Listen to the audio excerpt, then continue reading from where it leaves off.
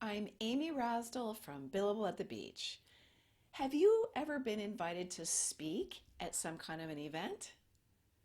And what was your response? Yes, I can't wait, I'm in. Or fear, shaking, trembling, cold sweats?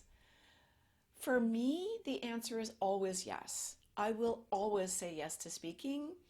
About a year ago, I can't believe it's already been a year, I was invited to speak at San Diego Startup Week, which is a very cool event in San Diego. So someone called and said, "Hey, Amy, we need to fill a speaking spot on Wednesday at 3. Can you speak?" And I said, "Yes." And then the person said, "Do you even want to know the topic?" And I said, "Well, okay, but it doesn't really matter. If you're offering me a speaking spot on the stage, I'm in and I'll figure the rest out." That's how much I love performing. I was one of those little kids who was always doing neighborhood shows and school plays and stuff like that. And it's a little bit interesting because I don't have otherwise a personality that's high attention seeking. I'm not the clown and the person that always has to be the center of attention, but I really enjoy performing. I have spent a lot of my life in the performing arts, both music and dance, and I'm still active as a performing artist in dance.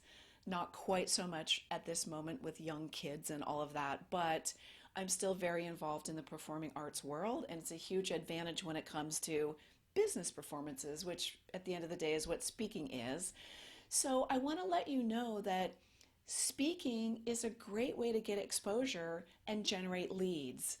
I help people start their own six-figure consulting businesses.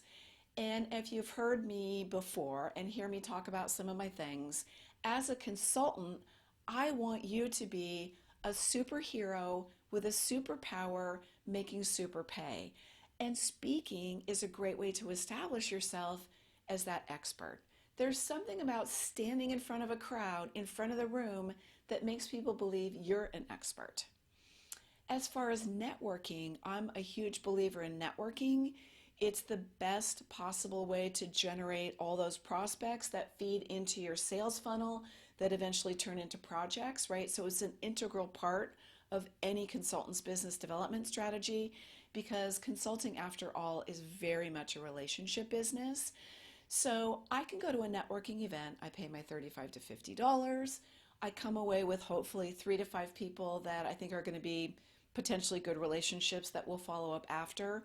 But if I'm the speaker, I walk in. First of all, I don't have to pay the 35 to 50, so what the heck? And everyone who attended the event, whether it's 30 people or 3,000, are going to at least know who I am.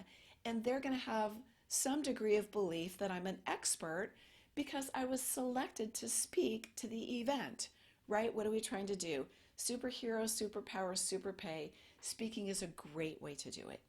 If you're just getting started as a consultant or you haven't quite taken the dive, and nothing comes to mind right off about what you could speak on, that's okay. I want to plant the seeds now because it took me a couple of years to come up with content that was worthy of speaking engagements. But if you start thinking about it, then you will have some ideas.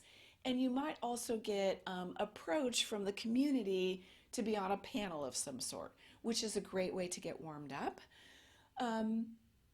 One of the things you might be wondering too is, okay, that sounds good. How do I find speaking engagements?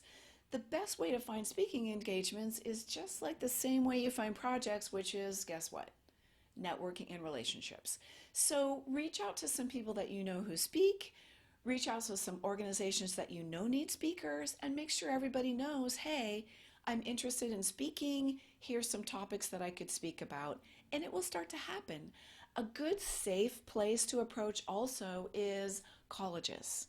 College classes and small events often have speakers, and so reaching out and offering your expertise can be a great way to get warmed up.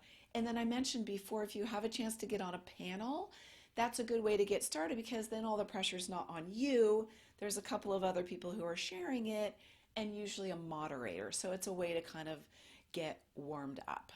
A couple of quick comments on whether or not you get paid as a speaker, or at least I get paid in what I see, and how travel works as a speaker. So for me, speaking is not an intentional revenue stream. I occasionally get paid, but the reason I'm speaking is business development and generating leads. Once in a while, I get paid a little stipend. I frequently get a Starbucks or some other gift card, but it's not really a revenue stream. And I'm guessing that's probably the same way it's going to be for you.